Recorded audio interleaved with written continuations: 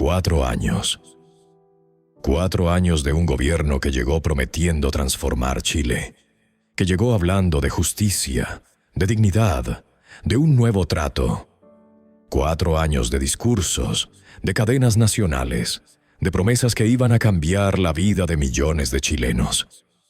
Y ahora, a días de entregar la banda presidencial, Gabriel Boric se sienta frente a las cámaras de TVN para dar su última entrevista, su despedida oficial, su oportunidad de mirar hacia atrás y hacer un balance honesto de lo que fue su gobierno.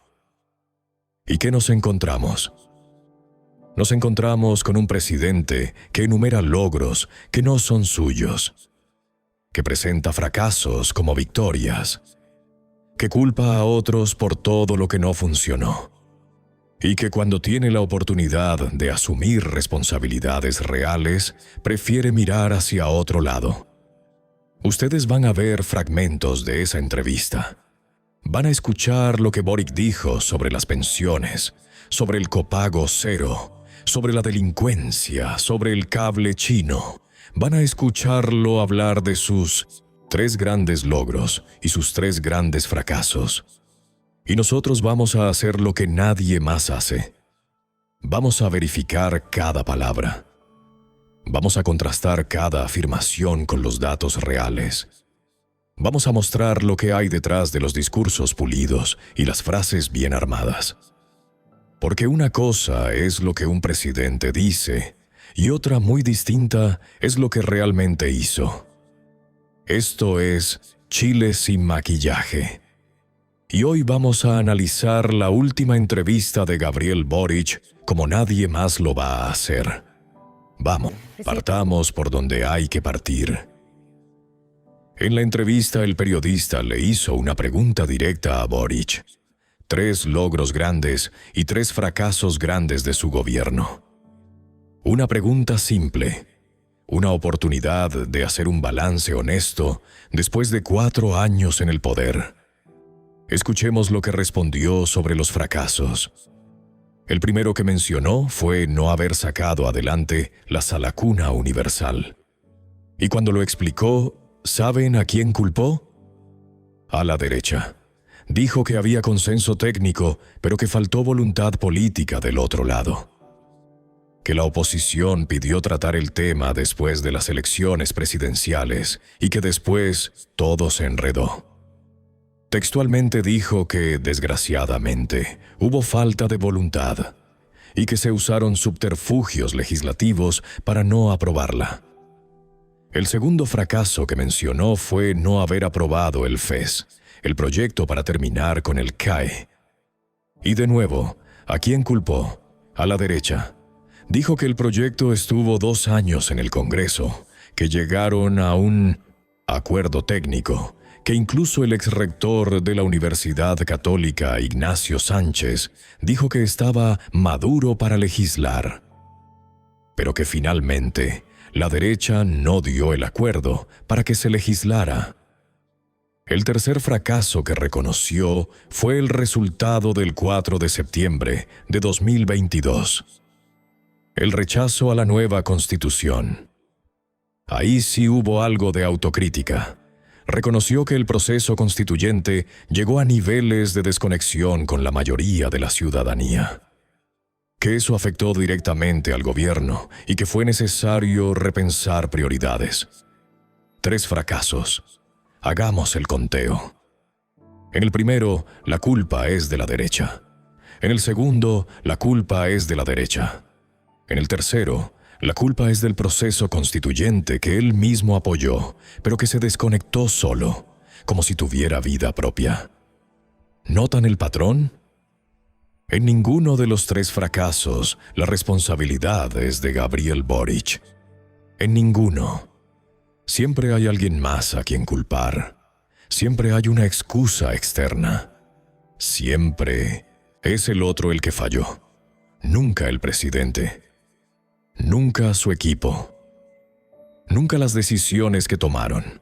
Y esto no es casualidad, es un patrón que se repitió durante los 4 años de gobierno. Cuando algo salía mal, cuando una política no funcionaba, Cuando un proyecto fracasaba, siempre había alguien más a quien apuntar con el dedo. La derecha obstruccionista, el Congreso que no aprobaba, los medios de comunicación que no entendían, los empresarios que no cooperaban. Chile, vamos que ponía trabas. Los republicanos que bloqueaban todo. Pero hay algo mucho más grave que esos tres fracasos. Hay un fracaso que no mencionó. Un fracaso tan grande, tan doloroso, tan evidente, que cualquier chileno con un mínimo de memoria lo tiene grabado en el corazón. Los incendios de Viña del Mar. Cuando el periodista le preguntó por los peores momentos de su gobierno, cuando tuvo la oportunidad de hablar de lo que realmente salió mal, Boric no los nombró. Ni una palabra, ni una mención, como si esas 137 personas que murieron calcinadas en los cerros de Valparaíso en febrero de 2024 simplemente no existieran. Permítanme refrescarles la memoria, porque aparentemente el presidente la perdió. El 2 y 3 de febrero de 2024, hace exactamente 2 años, un incendio forestal se transformó en el peor desastre de la historia reciente de Chile. Las llamas arrasaron los cerros de Viña del Mar, Quilpué y Villa Alemana con una velocidad que nadie pudo contener. 137 personas murieron. 137 chilenos que tenían familia, que tenían sueños, que confiaban en que el Estado los iba a proteger. Más de 15.500 viviendas quedaron destruidas. 15.000 familias que de un día para otro lo perdieron absolutamente todo. Sus casas, sus recuerdos, sus fotografías, todo lo que habían construido durante décadas convertido en cenizas en cuestión de horas. Más de 8.500 hectáreas quemadas. Un territorio enorme arrasado por el fuego, mientras el país miraba impotente por televisión. El propio gobierno de Boric lo catalogó como la peor tragedia desde el terremoto de 2010. Esas fueron sus palabras. La peor tragedia en 14 años. Y en su última entrevista como presidente, cuando le preguntan por sus fracasos, no lo menciona. ¿Por qué? Porque mencionarlo lo obligaría a asumir responsabilidades que no quiere asumir. Porque tendría que explicar por qué la prevención falló. Por qué la respuesta fue caótica. Por qué la reconstrucción ha sido un desastre. Por qué sus aliados políticos están siendo investigados por irregularidades millonarias. Veamos qué ha pasado con las víctimas desde entonces. El Hogar de Cristo publicó un informe devastador hace apenas unas semanas. Se metieron a los cerros, hablaron con las familias, documentaron cómo viven 2 años después del incendio. ¿Y qué encontraron? En Villa La Pradera, uno de los sectores más afectados, hay 44 familias que perdieron todo. 44 familias que vieron cómo el fuego devoraba sus hogares. ¿Saben cuántas de esas familias tienen hoy una vivienda definitiva? 4. 4 de 44. Y ni siquiera se las han entregado formalmente todavía. El resto sigue en mediaguas. O reconstruyendo por su cuenta, endeudándose, pidiendo préstamos. Dependiendo de la ayuda de familiares y amigos, porque el Estado los abandonó. Lucía Yanca tiene 75 años. El día del incendio perdió la casa donde había vivido toda su vida. 11 meses después de la tragedia, cuando el Hogar de Cristo la visitó, seguía viviendo en una mediagua con su marido y 6 perros. Está todo desordenado, porque no tengo espacio para nada, dijo mientras abría la puerta de ese espacio diminuto, donde perdió su dignidad. María Tapia es dirigente vecinal. Lleva años luchando por su comunidad. Y cuando habla de la reconstrucción, no puede ocultar la rabia. Esto ha sido demasiado lento, dice. Mucho trámite, papeleo, y nunca se les ocurrió venir a instalar oficinas de atención aquí.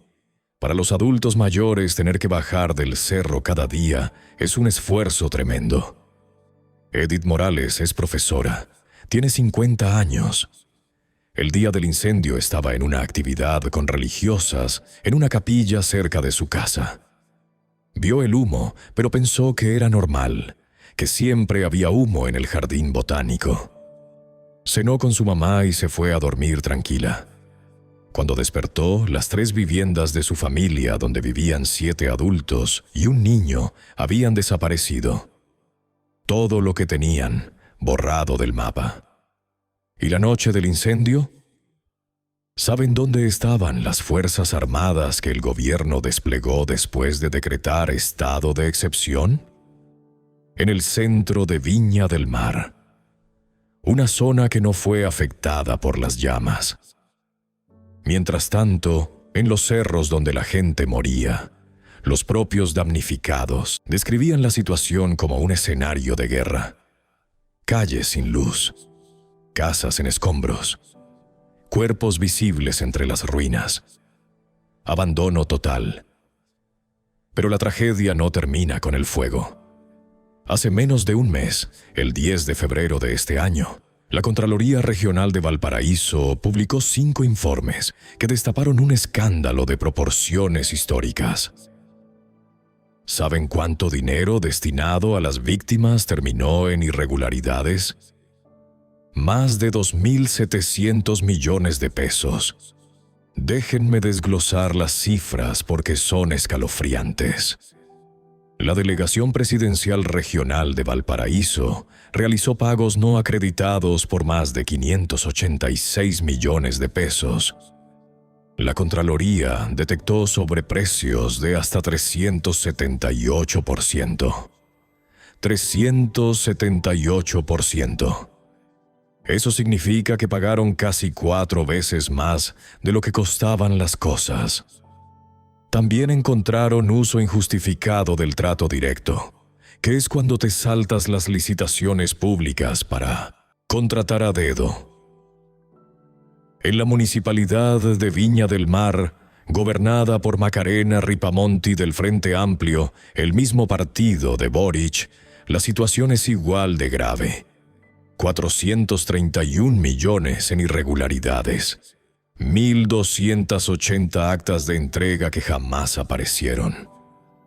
La Contraloría las pidió y el municipio no las entregó. ¿Qué significa eso? Que no pueden demostrar a dónde fue la ayuda. 33 millones en donaciones quedaron emposadas durante más de un año sin ingresar al presupuesto municipal. Plata que la gente donó para ayudar a las víctimas, guardada en una cuenta sin usar mientras las familias sufrían. La Dirección de Arquitectura del Ministerio de Obras Públicas pagó 434 millones por demoliciones que nunca se hicieron o que se hicieron a medias. Pagaron por trabajo que no existió. En el sector El Olivar, la Contraloría encontró otros 782 millones en demoliciones sin respaldo con irregularidades en la adjudicación y sobreprecios inexplicables. ¿Y saben qué pasó con los kits de ayuda que se entregaron a las familias? La Contraloría constató que servicios básicos y kits de lavaplatos fueron vandalizados o robados. ¿Y qué hizo el municipio? Nada. Ni siquiera abrió una investigación sumaria para determinar qué había pasado. Sumemos todo. Más de 2.700 millones de pesos que debían llegar a las víctimas, a las familias que lo perdieron todo, a los adultos mayores que quedaron en la calle. 2.700 millones que terminaron en un agujero negro de corrupción, negligencia e incompetencia. Pero Boric, cuando le preguntan por sus fracasos, habla de la sala cuna. Y hay otro fracaso que tampoco mencionó. Uno que los chilenos sienten todos los días cuando salen a la calle, cuando toman el transporte público, cuando estacionan el auto: la delincuencia. En la entrevista, Boric dedicó un momento a hablar de seguridad. ¿Y saben qué dijo? Que había recibido un reconocimiento de Carabineros, que tenía muy buena relación con las policías, que los índices habían mejorado. Pidió que la gente viera el discurso del general director, donde lo felicitaban por el trabajo conjunto. Veamos qué dicen los datos reales. El propio Boric tuvo que admitir en la entrevista que la percepción respecto a la inseguridad sigue siendo muy alta en Chile. Lo dijo él mismo. Y después trató de minimizarlo, hablando de que había inaugurado el Nodo Alameda. Un Nodo Alameda. Esa es su respuesta a la crisis de seguridad. Un monumento. Los chilenos no quieren monumentos. Quieren poder caminar tranquilos por su barrio. Quieren que no les roben el auto. Quieren que sus hijos vuelvan seguros a la casa. Y este gobierno no fue capaz de dárselo. 3 fracasos mencionó Boric en su última entrevista. En 2 de ellos culpó a la derecha. En uno culpó al proceso constituyente. 137 muertos en Viña del Mar.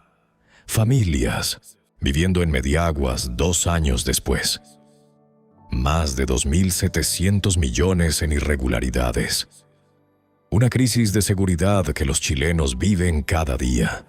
De eso ni una palabra. Pero hay una historia más que necesitan escuchar. En enero de este año, cuando los incendios golpearon la región del Biobío, 5 dirigentes del campamento Manuel Bustos de Viña del Mar hicieron algo extraordinario.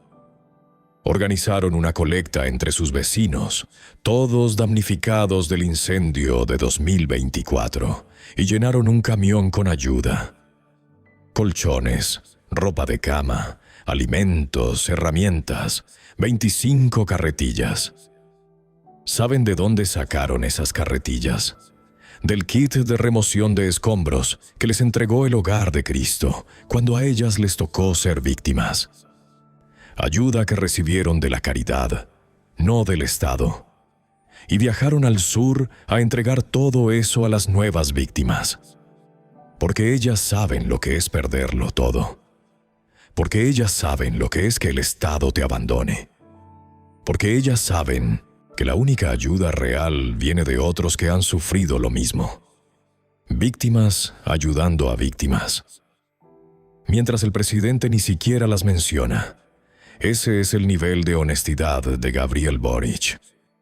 Pasemos ahora a la otra cara de la moneda.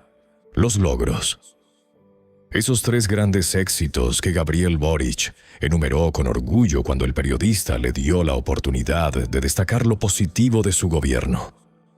El primero que mencionó fue la reforma de pensiones. Dijo que era, sin lugar a duda, su mayor logro. Habló de 2 dimensiones, que le aumentaron las pensiones a los jubilados de hoy y que se las aumentarán a los jubilados de mañana. Y destacó especialmente que lograron llegar a un acuerdo cuando partes que piensan distinto logran ponerse de acuerdo. El segundo logro que mencionó fue el copago cero. Habló con emoción de esto. Contó que le llegan audios de personas agradecidas. Mencionó el caso de un señor cuya madre sufrió una trombosis y que gracias al copago cero pudieron pagar el tratamiento. Dijo que casi 2 millones de personas se beneficiaron y que era un alivio para el bolsillo de las familias. El tercer logro fue la Ley TEA, la ley para personas con trastorno del espectro autista. Reconoció que era menos estructural que los otros, pero que había sido muy significativa para muchas familias. Habló de niños que fueron invisibilizados y discriminados durante años y que ahora tienen mejor diagnóstico, tratamiento e integración escolar. 3 logros. Suena impresionante cuando lo dice así, con ese tono de satisfacción, mirando a la cámara como quien entrega un legado histórico. Pero vamos a hacer algo que Boric no esperaba. Vamos a verificar. Empecemos por la reforma de pensiones, su supuesto mayor logro. Es cierto que se aprobó una reforma de pensiones. Después de 20 años de intentos fallidos, finalmente se logró un acuerdo en el Congreso. Eso hay que reconocerlo. Es un hecho objetivo, pero veamos qué reforma se aprobó. El propio Gabriel Boric, en la cadena nacional donde celebró la aprobación, tuvo que admitir algo que muchos pasaron por alto. Dijo textualmente: «Es mi deber reconocer que no es todo lo que queríamos como gobierno. No es todo lo que queríamos». Esas fueron sus palabras. En el momento de celebrar su mayor logro, tuvo que reconocer que no era lo que buscaban. ¿Por qué? Porque la reforma que se aprobó es muy distinta a la que Boric propuso originalmente. La propuesta inicial del gobierno era que el 6% de cotización adicional que pagarían los empleadores fuera completo a un fondo de reparto controlado por el Estado. Un pozo común donde el gobierno decide qué hacer con la plata de los trabajadores. Eso era lo que querían. Eso era por lo que pelearon durante meses. ¿Qué se aprobó finalmente? Una reforma donde la mayor parte de esa cotización va a las cuentas individuales de cada trabajador. Es decir, se mantuvo el sistema de capitalización individual que el Frente Amplio criticó durante toda su existencia política. El gobierno tuvo que ceder. Tuvo que aceptar una reforma que va en contra de su ideología porque no tenía los votos para imponer lo que quería. Y ahora presenta esa derrota como victoria. Pero hay algo más importante que debemos analizar. El aumento de la PGU a 250,000 pesos que Boric promociona en cada oportunidad que tiene. ¿Saben cómo funciona realmente? No es para todos los jubilados al mismo tiempo. Empieza por los mayores de 82 años. Después va bajando gradualmente. Los jubilados más jóvenes tienen que esperar hasta 2027 para recibir el monto completo. Y para cuando llegue ese momento, con la inflación acumulada, esos 250,000 pesos van a valer bastante menos de lo que valen hoy. Pero aquí viene lo más importante de todo. La PGU no es un logro de Gabriel Boric. Esto es fundamental que lo entiendan, porque Boric lo repite tanto que mucha gente ya lo cree. La pensión garantizada universal fue un proyecto del presidente Sebastián Piñera. Se presentó al Congreso en diciembre de 2021. Se discutió durante semanas y se aprobó en enero de 2022.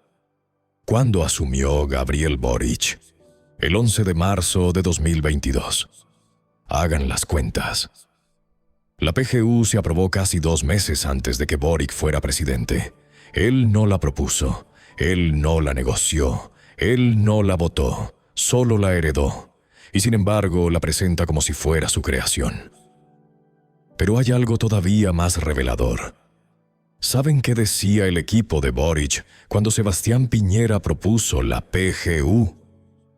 Giorgio Jackson, que era el coordinador político de Boric y después fue su ministro, tuiteó en diciembre de 2021 que la situación en la que nos pone el gobierno es muy compleja y que el proyecto era fiscalmente irresponsable. Fiscalmente irresponsable.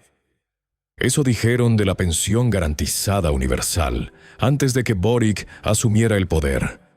Y ahora la presenta como el emblema de su gobierno. Este es el nivel de coherencia política que hemos tenido durante 4 años. Critican algo cuando está en la oposición y lo abrazan como logro propio cuando están en el poder. Y no es la única vez que pasa esto. En su última cuenta pública, en junio de 2025, Boric dijo que había tomado una decisión sin precedentes al ajustar el gasto fiscal en un 23% durante 2022. Fact-checking de la Universidad Católica lo verificó. El resultado: La afirmación es falsa. Ese presupuesto, el de 2022, con el ajuste del 23%, fue formulado por el gobierno de Sebastián Piñera en septiembre de 2021. Fue Piñera quien tomó la decisión. Fue Piñera quien presentó el presupuesto. Boric solo lo ejecutó porque llegó al poder cuando el presupuesto ya estaba aprobado. Atribuirse logros de otros. Esa es la primera gran especialidad de este gobierno. Segundo logro que mencionó, el copago cero.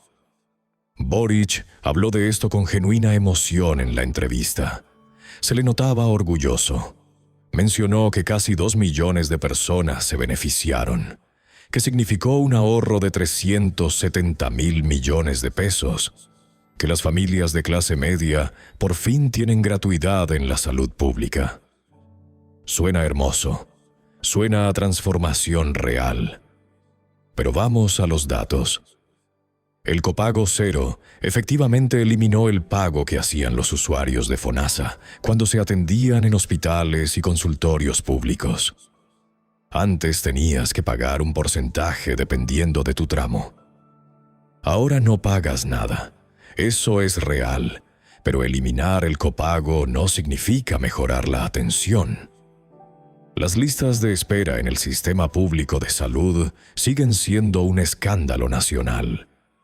Miles y miles de chilenos esperan meses o incluso años por una cirugía, por una consulta con un especialista, por un examen que puede ser la diferencia entre detectar una enfermedad a tiempo o no. ¿De qué sirve que la atención sea gratis si no puedes acceder a ella? El copago cero es gratuidad sin calidad. Es no pagar por algo que de todas formas no recibes cuando lo necesitas. Es una política que suena bien en los discursos, pero que no resuelve el problema de fondo. Y hay otro detalle que Boric nunca menciona cuando habla del copago cero. Esta política solo aplica a FONASA, al sistema público de salud. Si usted está en ISAPRE, si usted paga un seguro privado todos los meses, no vio ningún beneficio. Al contrario. Durante este gobierno, el sistema de ISAPRES entró en una crisis profunda. Varias ISAPRES colapsaron o estuvieron al borde del colapso. Miles de personas que pagaban su seguro de salud tuvieron que migrar a FONASA porque no les quedó otra opción. No fue una elección. Fue una obligación. Y cuando llegaron a FONASA, se encontraron con el copago cero. ¡Qué alivio!, dirán algunos. Pero también se encontraron con las listas de espera, con la falta de especialistas, con un sistema colapsado que ahora tiene todavía más usuarios. Tercer logro que mencionó Boric, la ley TEA. Voy a ser justo. Esta es probablemente la única mención que resiste un análisis serio. La ley para personas con trastorno del espectro autista fue un avance real. Mejoró el diagnóstico para miles de niños que antes pasaban años sin saber qué les ocurría. Mejoró el acceso a tratamientos. Estableció protocolos de integración escolar. Las familias que tienen hijos con TEA lo reconocen y lo agradecen. Boric contó en la entrevista que en todas las regiones siempre hay una madre que se acerca a agradecerle por esta ley. Y probablemente es cierto. Es una política que tocó vidas concretas de manera positiva. Pero una ley, por buena que sea, no salva un gobierno de 4 años. Una ley no borra los fracasos no reconocidos. Una ley no justifica atribuirse logros ajenos. Ahora hablemos de algo que Boric presentó como fracaso, pero que merece un análisis más profundo. El FES. El proyecto para terminar con el CAE. Boric lo mencionó como su segundo gran fracaso.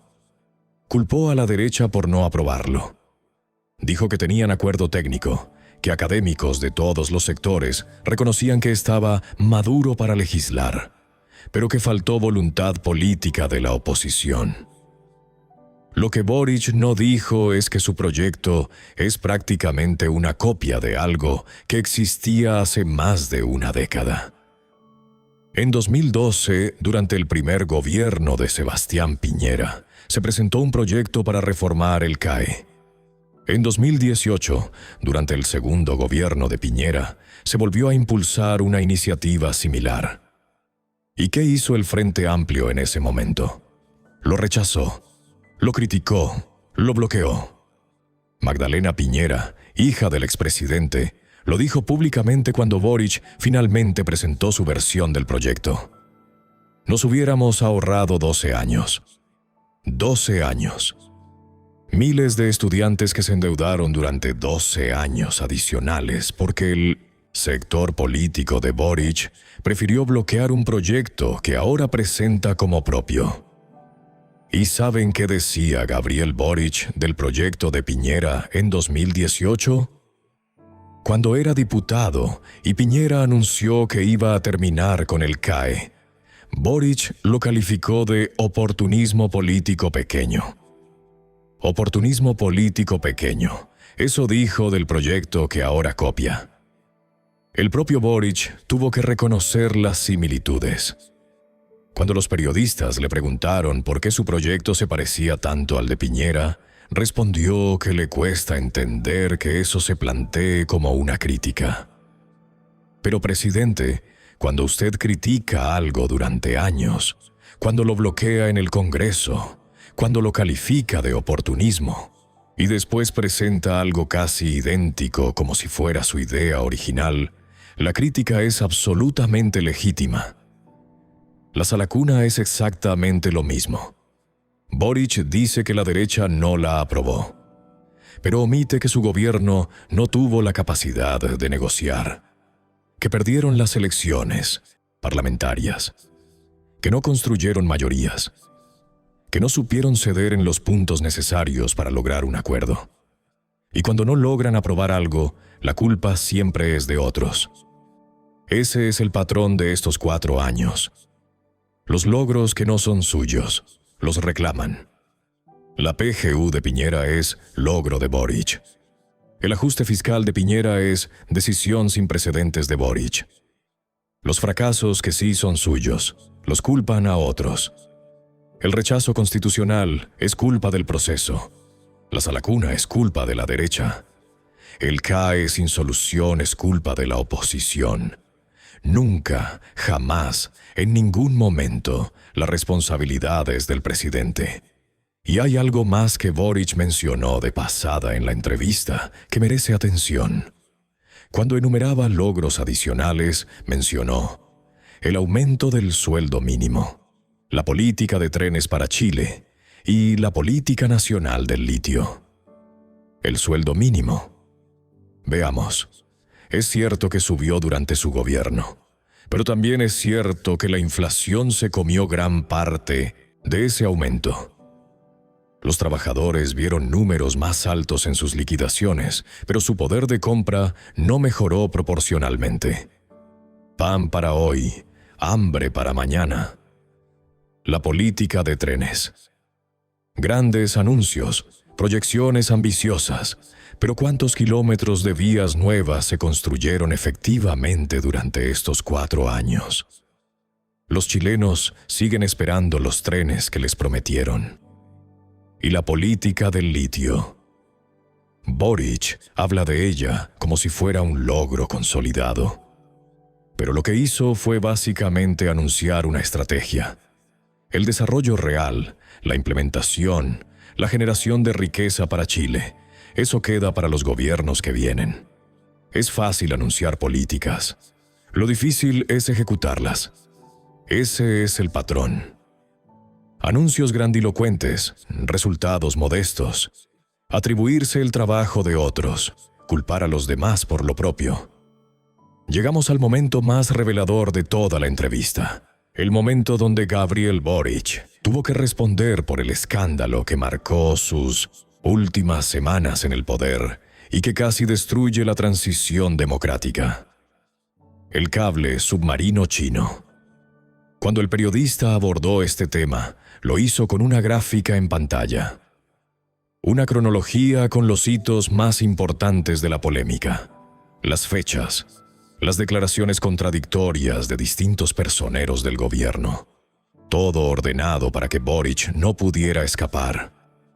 Y la primera pregunta fue directa. ¿Cuándo se enteró usted del problema del cable chino y la molestia de Estados Unidos? La respuesta de Boric fue extraordinaria. Dijo: yo no vengo acá con una cronología exacta de fechas y horas. El presidente de la República de Chile, hablando del mayor escándalo diplomático de su gobierno, dice que no tiene las fechas claras, que no preparó una cronología, que no sabe exactamente cuándo pasó cada cosa. ¿Es eso creíble? El presidente de un país no sabe cuándo se enteró de que Estados Unidos estaba furioso con una decisión de su gobierno, pero sigamos con la entrevista porque se pone mejor. El periodista insistió. Le recordó que el ministro Juan Carlos Muñoz había dicho en ese mismo estudio que se enteró de las advertencias estadounidenses a fines de enero. Le preguntó si él se había enterado en la misma fecha, lo cual sería lógico porque el ministro tendría que haberle informado inmediatamente. Boric confirmó que sí, que más o menos a fines de enero se enteró de que había un problema. Entonces el periodista hizo la pregunta clave, la pregunta que desnuda todo. Si usted se enteró a fines de enero, ¿por qué le dijo al presidente electo, Kast, recién el 18 de febrero? Casi un mes después. La respuesta de Boric revela exactamente cómo funcionó este gobierno. Dijo que el presidente electo es el presidente electo y nosotros somos un gobierno en ejercicio. Que correspondía discutir primero con sus colaboradores.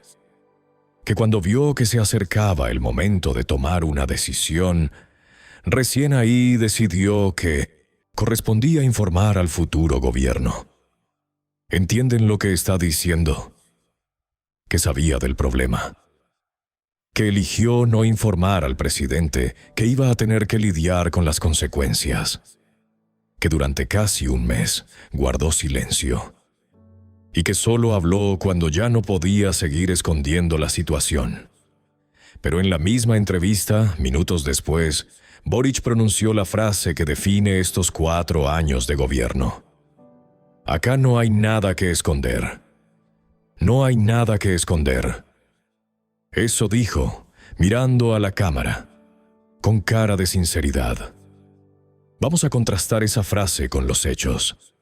El 27 de enero de 2026, a menos de 2 meses de entregar el poder, el gobierno de Gabriel Boric firmó un decreto.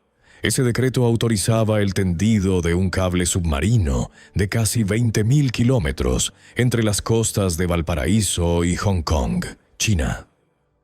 Un proyecto millonario operado por China Mobile, que es una empresa estatal del gobierno chino, con tecnología de HMN Technologies y Huawei. ¿Por qué esto es un problema? Porque China Mobile está prohibida en Estados Unidos desde 2019. La Comisión Federal de Comunicaciones de Estados Unidos le revocó la autorización para operar porque representaba un riesgo para la seguridad nacional. Canadá hizo lo mismo en 2021. Huawei está en la lista negra de Washington desde hace años. ¿Y por qué son un riesgo? Porque China tiene una ley de inteligencia nacional desde 2017 que obliga a todas las empresas chinas a cooperar con los servicios de espionaje del gobierno cuando se les solicite. No es opcional, es obligación legal. Cualquier infraestructura de telecomunicaciones operada por empresas chinas es potencialmente un instrumento de vigilancia para Beijing, un cable submarino por donde pasa información digital de todo un continente, operado por una empresa que por ley tiene que entregar lo que el gobierno chino le pida. y el gobierno de Boric autorizó esto a semanas de entregar el poder. Pero no hay nada que esconder. Veamos la cronología que Boric dice no tener clara. El decreto se firmó el 27 de enero. 2 días después, el 29 de enero, el decreto fue retirado. La explicación inicial que dio el gobierno fue que había un error de tipeo en las fechas. Un error de tipeo. Como si alguien se hubiera equivocado al escribir y por eso tuvieron que retirar todo el decreto. Pero en la entrevista, Boric admitió que no fue un error de tipeo.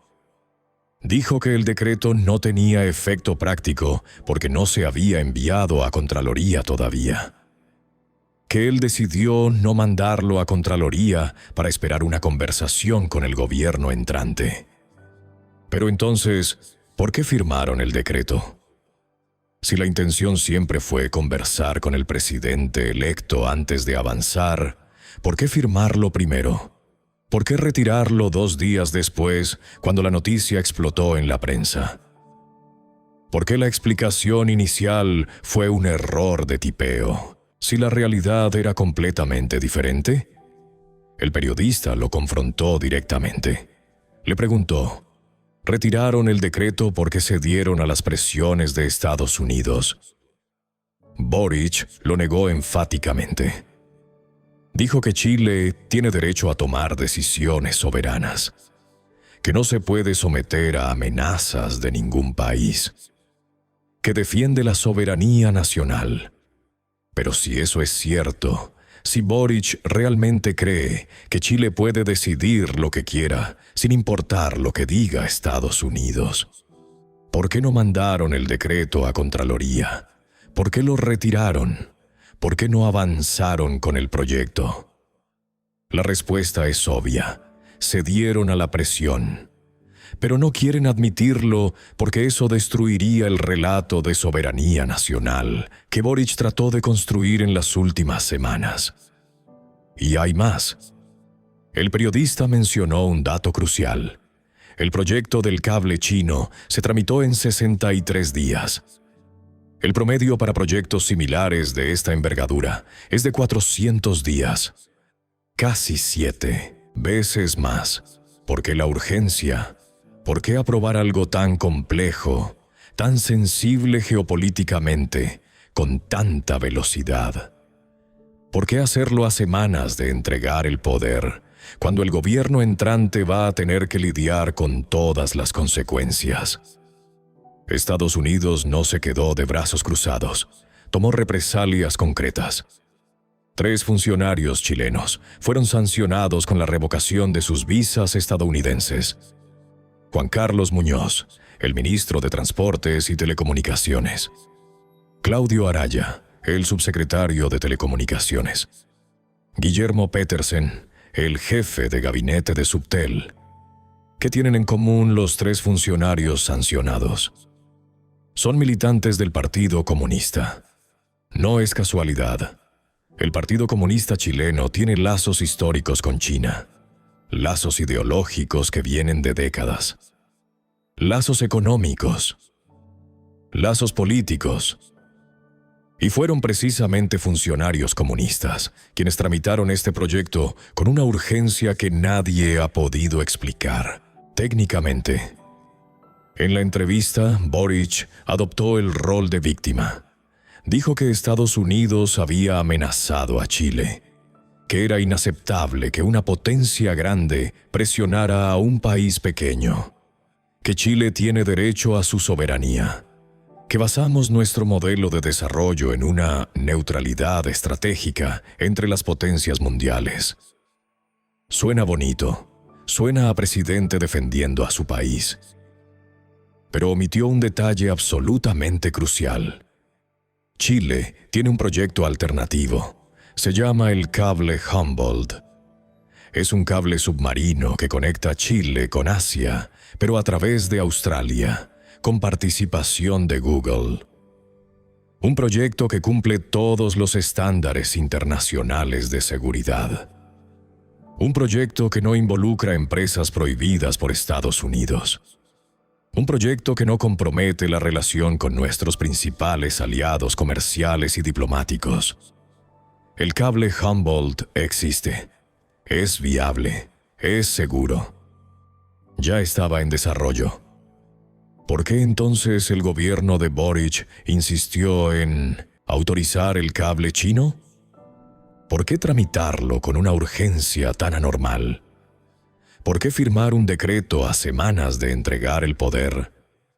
¿Por qué esconder información al presidente electo durante casi un mes? Estas son preguntas que Boric no respondió en la entrevista, porque no tiene respuestas que lo dejen bien parado. Las consecuencias de todo esto las vimos el 3 de marzo de 2026. Ese día, Gabriel Boric y José Antonio Kast se reunieron en La Moneda. 22 minutos duró la reunión. 22 minutos que rompieron la transición democrática. Kast llegó con una exigencia clara: que Boric se retractara públicamente de sus declaraciones sobre el cable chino, que reconociera que había cometido un error, que asumiera responsabilidad. Boric se negó, y Kast tomó una decisión drástica. Suspendió 35 reuniones bilaterales de traspaso. 35 reuniones donde los equipos de ambos gobiernos iban a coordinar la transición en áreas críticas como seguridad, economía, relaciones exteriores. Todo suspendido, todo paralizado. A días del cambio de mando. El periodista José Antonio Neme, comentando la situación, dijo que parecía la vecindad del Chavo. Una transición democrática convertida en circo por la irresponsabilidad de un gobierno saliente. Y Boric, en la entrevista, tuvo la audacia de quejarse. Dijo que el tema del cable chino se estaba usando como excusa para suspender las reuniones, que eso era un error, que las reuniones de traspaso son muy útiles y que no había ninguna intención de esconder la pelota. Excusa. Un escándalo diplomático con la primera potencia mundial. Sanciones a funcionarios chilenos. Un quiebre histórico en la transición democrática. 3 personas con visa revocada. Y para Gabriel Boric, todo eso es una excusa. ¿Saben qué es lo más irónico de todo? En la misma entrevista, Boric habló de transparencia. Mencionó que existe una página web donde están publicadas todas las actas de las reuniones de traspaso. Dijo que cualquier ciudadano puede entrar y ver lo que se ha conversado, que no hay nada que esconder. La página existe. Se llama traspaso.digital.gov.cl. Boric la mencionó con orgullo, como prueba de su transparencia. Pero mientras promocionaba esa página web, guardaba silencio sobre un decreto firmado en las sombras. Lo retiró cuando fue descubierto. Dio explicaciones que después tuvo que contradecir. Esperó casi un mes para informar al presidente electo. Y cuando todo explotó, culpó a Estados Unidos. Eso es Gabriel Boric, el presidente que dice defender la soberanía de Chile mientras compromete nuestra posición internacional con decisiones irresponsables. El presidente que dice no tener nada que esconder mientras oculta información crítica al gobierno entrante. El presidente que habla de transparencia mientras firma decretos a puertas cerradas. El presidente que critica las presiones de Estados Unidos, pero que cedió a esas mismas presiones sin admitirlo. 4 años de contradicciones. 4 años de relatos que no coinciden con la realidad. 4 años de palabras bonitas que se desmoronan cuando las contrastas con los hechos. Y en su última entrevista, cuando tuvo la oportunidad de ser honesto, de asumir errores, de despedirse con dignidad, eligió seguir mintiendo. No hay nada que esconder. Esa frase, amigos, resume perfectamente estos 4 años de gobierno. Y mientras Boric daba esta entrevista hablando de soberanía y transparencia, las víctimas de Viña del Mar seguían en sus mediaguas. Los estudiantes seguían endeudados con el CAE. Las listas de espera en salud seguían creciendo. Y un presidente electo tenía que prepararse para asumir un país con una crisis diplomática innecesaria encima. Eso es lo que deja Gabriel Boric. No los 1000 logros que promociona en su página web, sino un país más dividido, más desconfiado, más cansado de las promesas vacías. Y lo peor de todo es que hasta el último momento, hasta su última entrevista, fue incapaz de reconocerlo. Hemos llegado al final. ¿Qué nos deja esta última entrevista de Gabriel Boric? Nos deja la imagen completa de lo que fueron estos 4 años. Un gobierno que omitió sus peores fracasos. 137 muertos en Viña del Mar y ni una palabra. 2.700 millones en irregularidades y silencio total. Un gobierno que se atribuyó logros ajenos. La PGU de Piñera, presentada como conquista propia. El ajuste fiscal de Piñera celebrado como decisión histórica. Un gobierno que infló sus victorias. Una reforma de pensiones diluida presentada como triunfo. Un copago cero sin mejoras reales en la atención. Un gobierno que culpó a otros por todo. La salacuna es culpa de la derecha. El CAE es culpa de la oposición. El rechazo constitucional es culpa del proceso. Un gobierno que mintió hasta el final. No hay nada que esconder mientras firmaban decretos secretos.